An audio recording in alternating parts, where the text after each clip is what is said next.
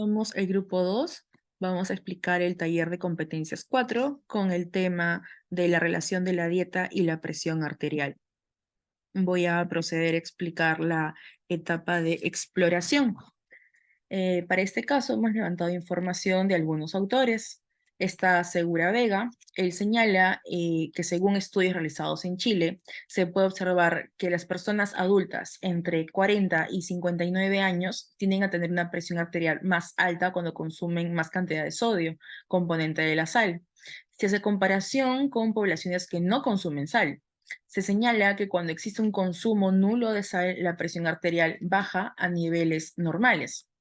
Por su lado, Kemper ha señalado que la disminución de la presión media es un 62% de los casos. Se obtiene cuando la dieta contiene sal en menos cantidad, aproximadamente un 0,5 gramos. En el mismo libro, el autor señala que existe una prevalencia en el incremento de la presión arterial de las poblaciones peruanas, costa, sierra y selva. Por otro lado, según lo indicado por Sender, quien realizó un estudio muy similar al de Segura, con una toma de información de 5.000 personas en un rango de edad superior a los 40 años, señala que existe una prevalencia de un aumento de la presión arterial, también denominado hipertensión arterial. Entonces, podemos llegar a la conclusión en base a lo señalado previamente, que la población que sufre de hipertensión arterial básicamente está situada en la costa peruana y tiene alrededor de 40 años a más. También hemos recogido información de otros autores, tales como García López y Delgado Córdoba. Señala justamente en la misma línea de los anteriores autores que cuando se reduce la ingesta de potasio, la presión arterial disminuye. Por su parte, el autor Zárate, Méndez y Valenzuela Montero señala que en exámenes de orina han obtenido información que cuando la ingesta de sodio es equivalente a 124 y potasio a 44,5, se obtiene que solo el 22% de las personas que fueron parte de la muestra son hipertensiosas y el 33,8% es prehipertenso. Para finalizar, tenemos al autor MacGregor. Señala que cuando existen valores mayores a 140/90 en presión arterial, que incluye la presión sistólica y diastólica, se considera que estas personas pueden ser más propensas a sufrir de hipertensión.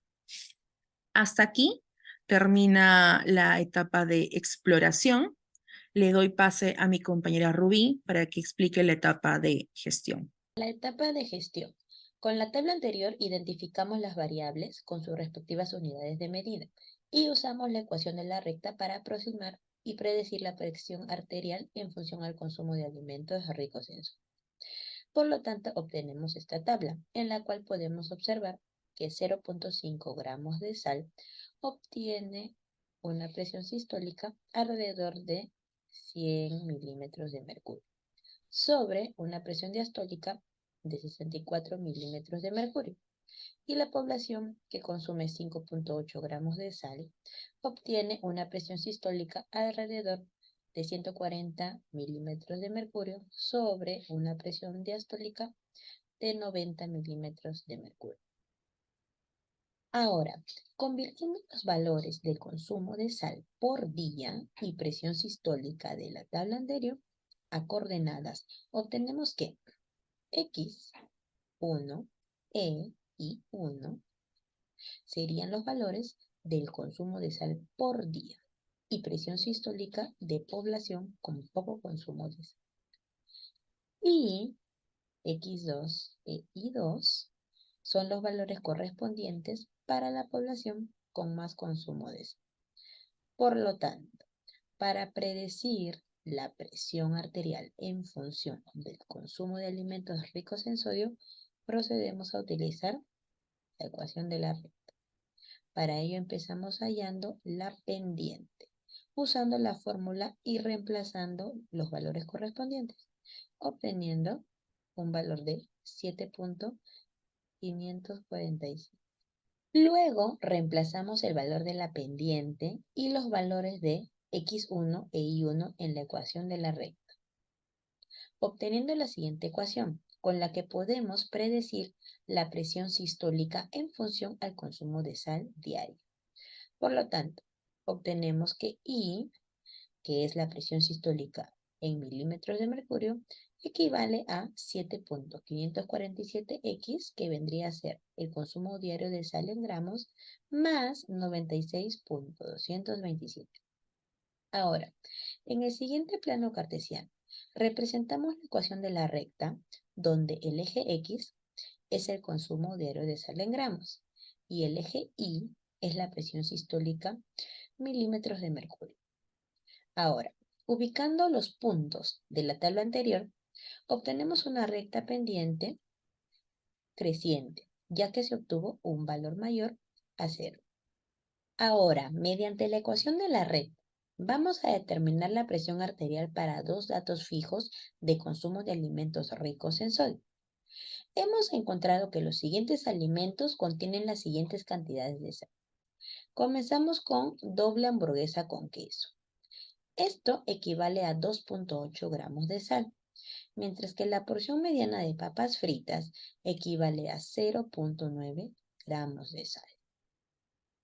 Ahora, agregando dicha cantidad de sal de los alimentos ya mencionados al nivel de sal de una persona con bajo o poco consumo de sal, obtenemos que, agregando doble hamburguesa con queso, obtenemos un consumo de 3.3 gramos de sal diarios. Y agregando una porción mediana de papas fritas, obtenemos un consumo de 1.4 gramos de sal diarios. Ahora, para hallar la presión sistólica, reemplazamos el valor del consumo diario de sal agregado por X. Por lo que, para obtener el nivel de presión sistólica con un consumo de doble hamburguesa con queso, tendríamos la siguiente ecuación, obteniendo como resultado I2, que equivale a 121.132 milímetros de mercurio. Ahora, la presión sistólica con un consumo de porción mediana de papas fritas equivale a I3 igual a 106.79 milímetros de mercurio.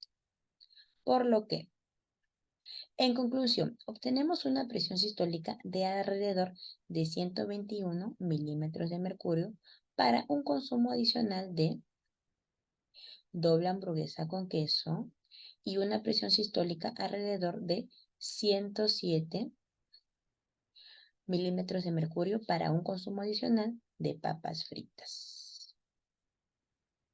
Continuando con la exposición, la etapa de evaluación, analizamos los aspectos positivos y negativos que se encuentran al aplicar la ecuación de la recta para relacionar ambas variables.